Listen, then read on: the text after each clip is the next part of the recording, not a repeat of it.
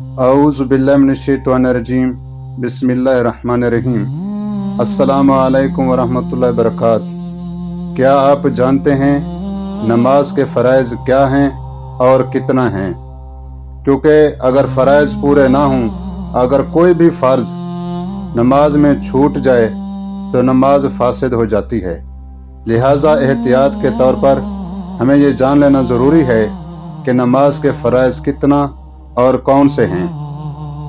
بدن کا پاک ہونا، کپڑوں کا پاک ہونا، جس جگہ نماز پڑھی جائے اس جگہ کا پاک صاف ہونا، سطر کا چھپانا، مرد کا سطر ناف سے گھٹنوں تک اور عورت کا سارا جسم سطر ہوتا ہے۔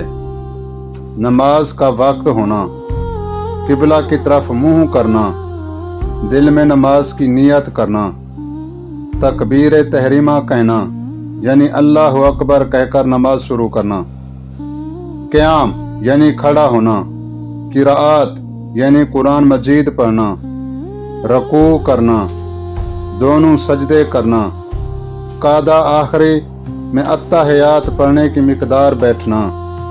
بھائیو، یہ نماز کے فرائض سے اگر ان میں سے ایک بھی چھوٹ جائے تو نماز فاسد ہو جاتی ہے۔